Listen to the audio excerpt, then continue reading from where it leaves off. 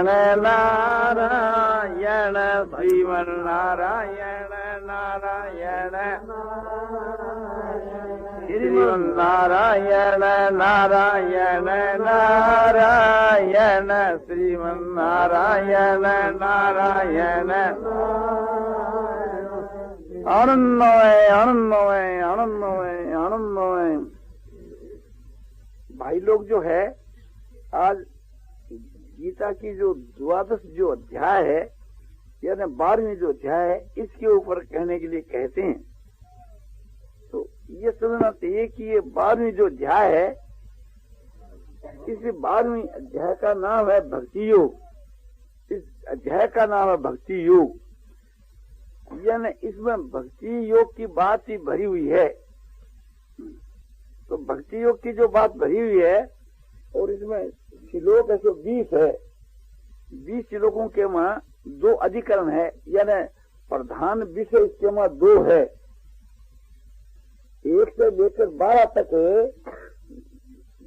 माने साकार निराकार के उपासकों के उत्तमता का निर्णय है और भगवत प्राप्ति के उपाय का विषय।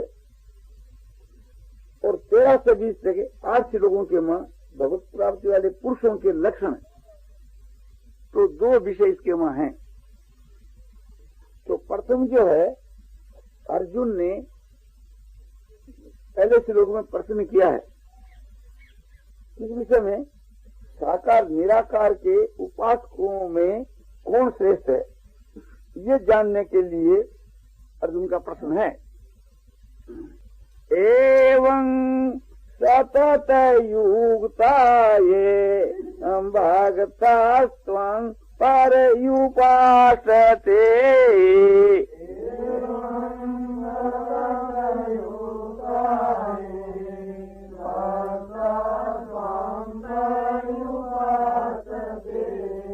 एताप्यक्षरमव्यक्तं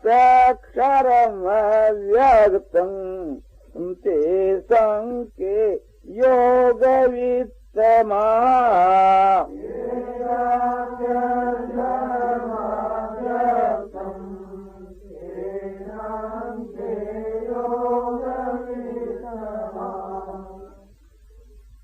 संस्कृत में इसके अन्वय बतलाए जाते हैं कि ये भक्ता एवं सतत युक्ता त्वांग परिपासते और चैपुन है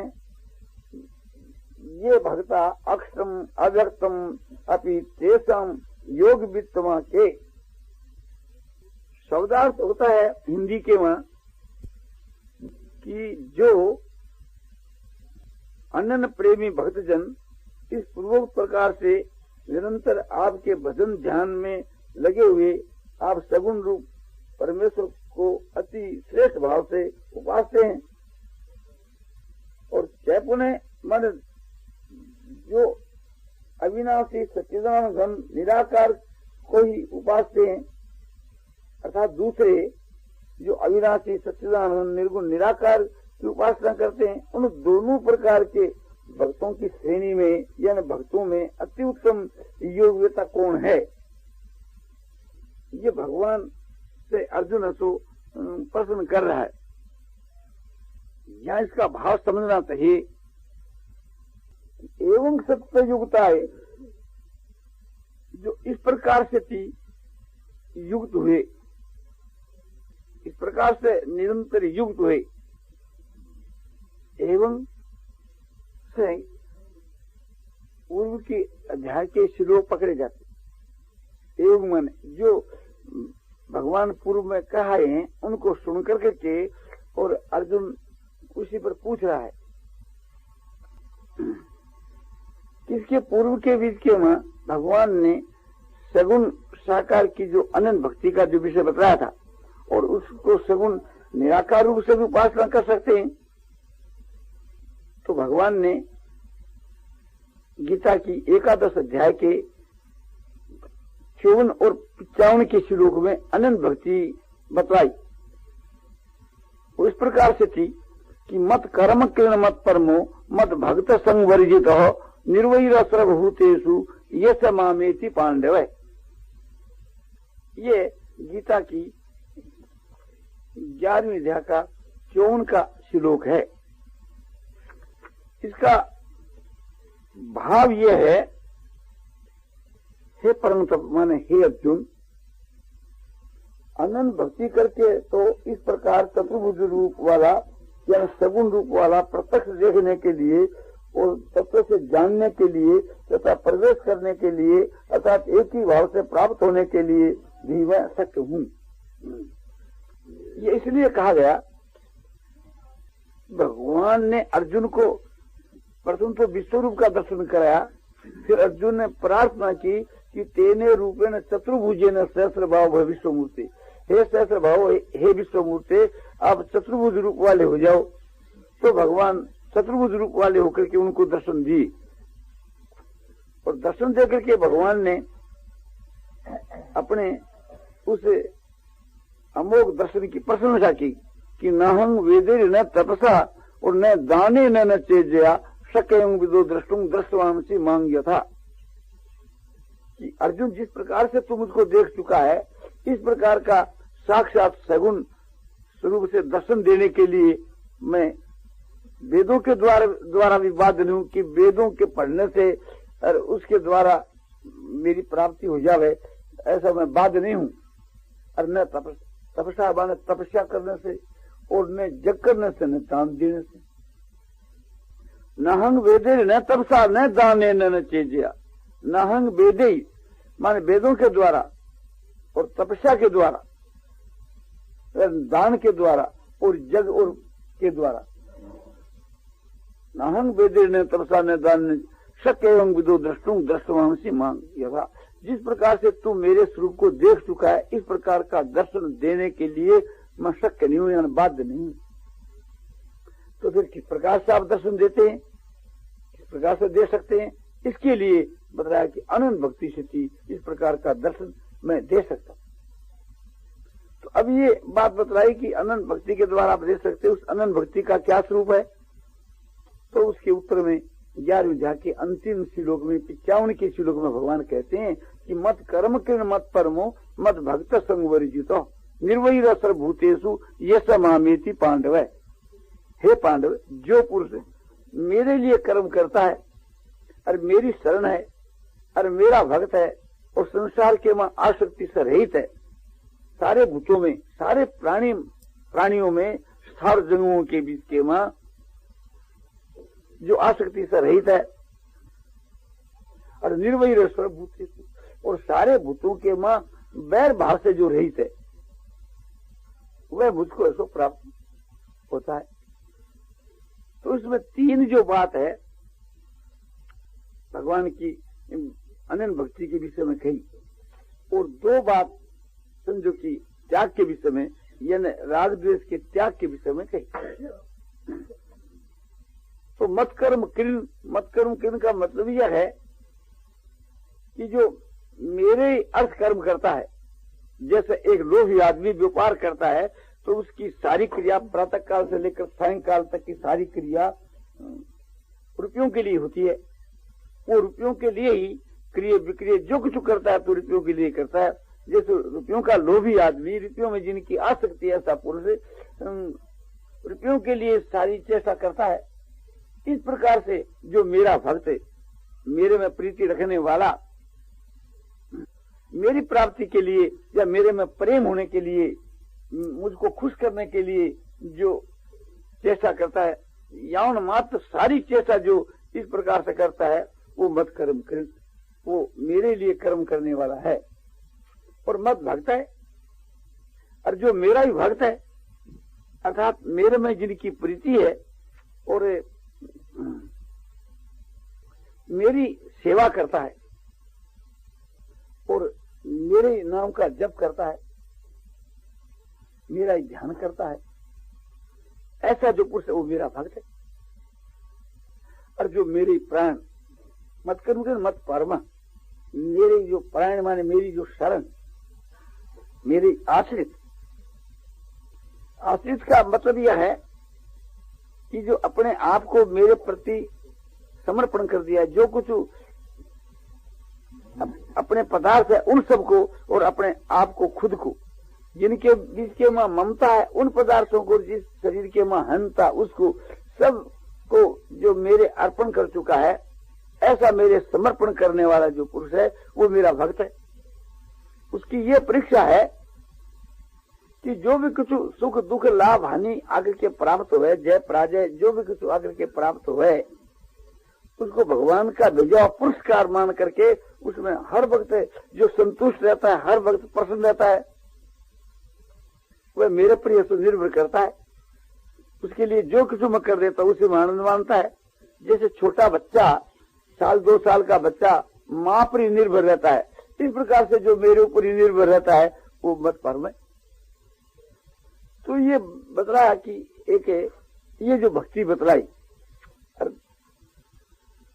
और संग वर्जित, किसी भी वस्तु में जिनकी आसक्ति नहीं है, मेरे को छोड़ करके और किसी भी चीज में जिसकी प्रीति नहीं है, संग माने राग, संसार के मां राग से रहित है, स्थावर जंगम या उन सारे पदार्थों के बीच के मां, जड़ चेतन सारे पदार्थों के बीच के मां जो एक प्रकार से आसक्ति से अपना रहित है, और किसी प्राणी के साथ में जिसका बैर भी नहीं है, न किसी में राग है न किसी में द्वेष है, ऐसा जो राग द्वेष से रहित जो पुरुष है, भगवान कहते हैं हे पांडवों मुझको प्राप्त होता है। तो इस प्रकार से जो सगुण साकार की भक्ति का जो भगवान ने वर्णन किया, इसको सुन करके के अर्जुन के मन के मां ये अपने जिज्ञासा हुई।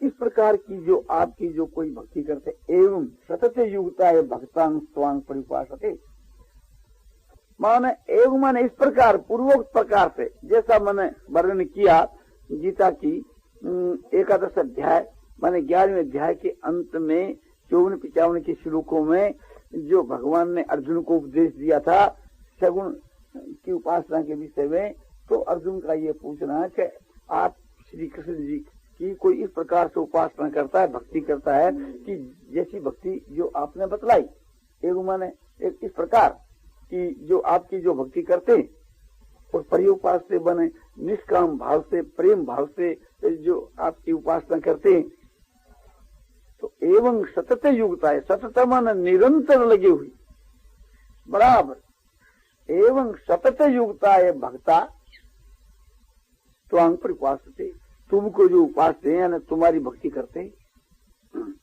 पर यह शब्द इस बात जो तक है कि उस भक्ति कैसे की विशुद्ध भक्ति, अनन्य भक्ति, आपके स्वार्थ से किसी में जिसकी प्रीति या भक्ति नहीं, और वो निष्काम भक्ति, इस प्रकार से कि जो निरंतर निष्काम भाव से और आप में परम प्रेम कर करके के जो आपके सगुण स्वरूप की जो उपासना करते हैं, एक तो इस श्रेणी वाले हैं, और दूसरे जो है निराकार की उपासना करने वाले, निर्गुण सच्चिदानंद ब्रह्म की उपासना करने वाले,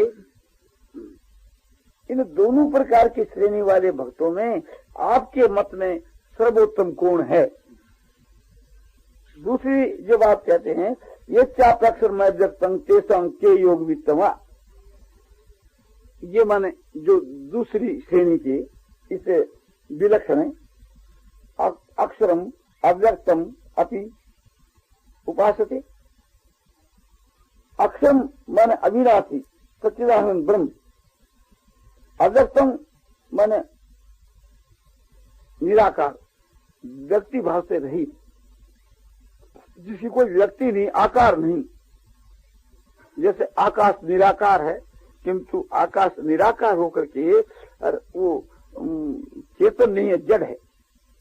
तो दूसरा जो एक प्रकार से थी आपके चिन्मय स्वरूप की, चेतन स्वरूप, विज्ञान घन स्वरूप की जो उपासना करते हैं, इस प्रकार की श्रेणी वाले जो पुरुष है, आकाश जैसे अक्रिय है, निराकार है, निर्विकार है, और समझो कि अक्षर भी है, अपेक्षाकृत माने इसका क्षय नहीं होता, नाश नहीं होता, जीव का त्यों रहता है, किंतु महाप्रलय में बतलाया जाता है इसका भी विनाश हो जाता है, एक परमात्मा ही रहती। तो ऐसा जो निर्गुण निराकार आपका जो स्वरूप है, उसकी जो उपासना करते हैं, उसकी उपासना अभेद रूप से भी होती है, अभेद रूप से भी होती है। सच्चिदानंद निर्गुण निराकार ब्रह्म को उपास्य मान करके भी उनकी उपासना लोग करते हैं। और वो सच्चिदानंद निर्गुण निराकार ब्रह्म जो है, ज्ञान के सिद्धांत के अनुसार अहं ब्रह्मास्मि, मैं ही वो विज्ञान घन ब्रह्म हूँ, इस प्रकार की भी समझो कि अद्वैत मार्ग वाले उपासना करते हैं। स्वामी शंकराचार्य के अनुयायी आदि एक सच्चिदानंद ब्रह्म के स्वादृश वस्तु है ही नहीं, और वो परमात्मा निर्गुण निराकार है, इस प्रकार की उपासना करते हैं।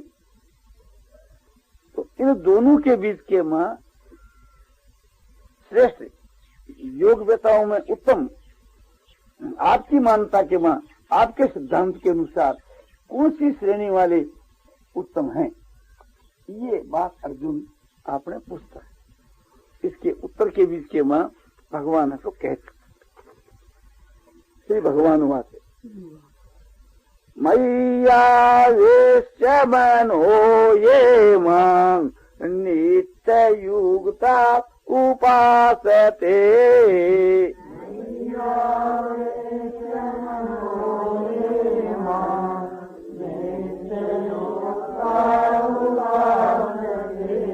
श्रद्धया परयोपेता सेवे युक्ततमा मता।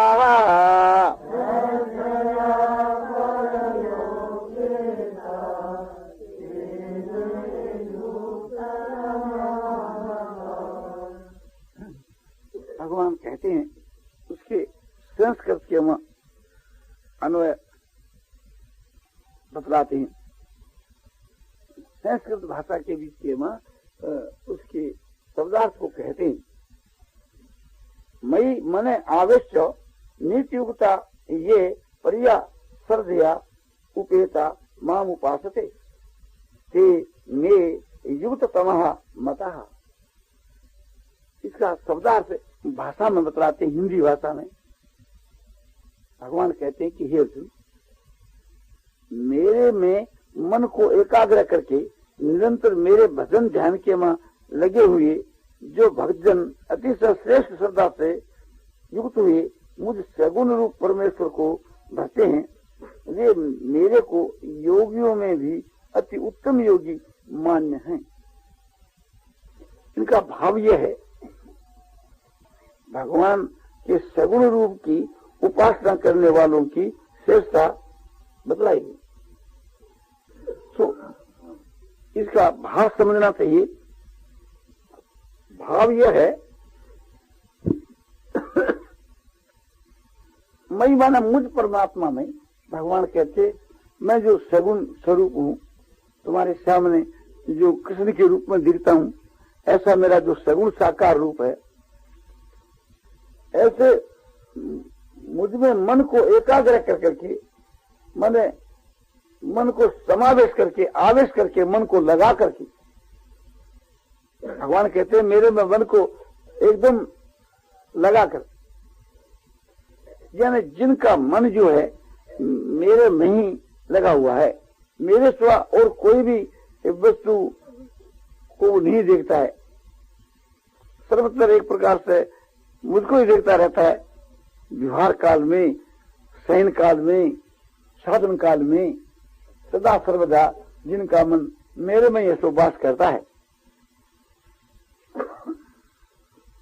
जैसे लोभी मनुष्य का मन रुपयों में वास करता है, जैसे कामी का मन स्त्री में वास करता है, उससे भी बढ़ करके उनका भी जो एक प्रकार से मन वास करता है, तो सदा सर्वदा नहीं, किंतु भगवान कहते हैं कि जो ऐसा जिनका मुझ में प्रेम है, कि जिनका मन मेरे में ही हर वक्त सुवास करता है, जब भगवान के में अनंत प्रेम हो जाता है, भगवान की जब कोई अनंत भक्ति करता है, तो उसका मन भी निरंतर भगवान के में वास करता है। जैसे गोपियों का मन निरंतर भगवान में वास किया करता था। भगवान ने कहा कि मन मनस्का मेरे में मन वाली है, तो जिनका निरंतर भगवान के में मन वास करे, जैसे गीता की 10वें अध्याय के 9 के श्लोक में कहा कि मत चित्ता मत गता प्राणा, मेरे में जिनका चित्त है वो मत चित्ता, तो मेरे में जिनका सदा मन रहे उसको कहते हैं मई मन आवेशो। और नित्य युक्ता, नित्य शब्द भी दे दिया कि नित्य इस प्रकार से मुझ में लगे हुई। एक बार मन भगवान में लगा जैसो बात नहीं, नित्य युक्ता मन नित्य मेरे में युक्त है, नित्य जिनका मन मेरे में लगा हुआ है, नित्य युक्ता। और कहते हैं प्रिया श्रद्धा, परम श्रद्धा से, श्रेष्ठ श्रद्धा से, माने केवल श्रद्धा ही नहीं, परम श्रद्धा। श्रद्धा तो उसको कहते हैं कि कोई चीज को जैसे प्रत्यक्ष देखते हैं उसमें जैसा हमारा विश्वास होता है, ऐसा ही विश्वास समझो कि सुनकर करके वो श्रद्धा से हम करते तो वो श्रद्धा। और प्रिय श्रद्धा उसको कहते हैं परम श्रद्धा, कि प्रत्यक्ष से भी बढ़ करके विश्वास, उसका नाम परम श्रद्धा। जैसे राजा द्रुपद को भगवान शिव ने वरदान दे दिया था, द्रुपद के विशेष आग्रह होने पर। प्रथम वरदान में तो कहा कि तुम्हारे लड़की संतान होगी, किंतु लड़की होने के बाद उन्होंने विशेष आग्रह किया कि महाराज मैं तो लड़के के लिए प्रार्थना करी थी। शिव ने कहा कि तने ये कहा कि मेरे संतान होनी चाहिए, तो संतान तो लड़का भी लड़की भी है, पर खैर तू जब चाहता है कि लड़का ही होना चाहिए तो हमारे वतन मिथ्या तो होंगे नहीं, वो पैदा तो लड़की होगी, किंतु उसके बाद में समझो कि थोड़े समय के बाद वो लड़की जो तो लड़का बन जाएगा। तो राजा द्रुपद के जो शिखंडी नाम का जो अपने राजा का पुत्र माना जाता द्रुपद का, वो लड़की होकर के पैदा हुआ था। वो राजा ने ये बात प्रकाशित करी कि मेरा लड़का पैदा हुआ, क्योंकि शिव के वचनों में उसको पूरा विश्वास था। यहाँ तक उस राजा ने एक दूसरे राजा की कन्या के साथ में अपने लड़की को लड़का कायम कर करके और शादी भी कर। और जब ये मालूम पड़ा कि उसे वो जो लड़की जिसका शिखंडी के साथ के मां विवाह हो गया है, वो अपने ससुराल के मां रहने लगी, और फिर जाकर के अपने पिता से कहा कि जैसे मैं लड़की हूं वैसे वो भी लड़की। तब राजा बहुत ही दुखित होकर के और ये निश्चय करके कि उस लड़की को भी मैं मार डालूंगा, राजा को भी मार डालूंगा, सेना लेकर के उस पर चढ़ाई कर। फिर शिव के वरदान से थी, समझो कि वो तो लड़का होना ही था। स्थाणु कर्ण नाम का जो यक्ष है उसने अपना पुरुष तो उसको दे दिया, स्त्रीत्व ले लिया, तो वो लड़का ही बन गया। अब लड़का बन गया तो राजा के दूतों ने कहा कि महाराज आप कैसे चढ़ाई करके आए? तो बोला कि तू तेरी लड़की के साथ के मां मेरी लड़की की शादी कर ली। बोले वाह, कि लड़की के साथ में मैं लड़की की शादी करूं तो मेरी भी तो लड़की की वही दशा होगी जो कि आपकी लड़की की होगी। तो ऐसा कौन आदमी कर सकता है? प्रत्यक्ष के आगे क्या प्रमाण, आप देख लीजिए। परीक्षा कराई तो वो लड़का हो गया था। अब कौन कह सके उसको अब लड़की? तब राजा लज्जित हुआ और अपने किशोर को माफ मांगा और सेना लेकर के वापस लौट गया। तो ये जो बात है ये समझो कि परम श्रद्धा की बात। शिव ने कह दिया कि तुम्हारे लड़की पैदा होगी फिर लड़का बन जाएगा। इसके ऊपर समझो कि लड़की के रहते हुए, स्त्रीलिंग रहते हुए, और एक प्रकार से समझो कि दूसरी लड़की के साथ में शादी कर देना, इस विश्वास के ऊपर कि मेरी यह लड़की है तो निश्चय लड़का बनेगा, इसमें कोई शंका नहीं। अब लड़का बना नहीं, लड़की कई रूप में है, तभी उसको लड़का समझ कर करके और इस विश्वास के ऊपर शादी कर दी कि ये निश्चय लड़का हो जाए। तो ये परम श्रद्धा, प्रत्यक्ष से भी बढ़ करके। प्रत्यक्ष में तो वो लड़की है, किंतु भविष्य में अवश्य लड़का हो जाएगा, इस विश्वास के ऊपर उसको लड़का ही मान लिया। तो इस प्रकार से थी जो परम श्रद्धा करके जो मेरी उपासना करते हैं, भगवान हमारे नेत्रों के सामने हो तब तो उनकी उपासना करनी कोई कठिन बात नहीं।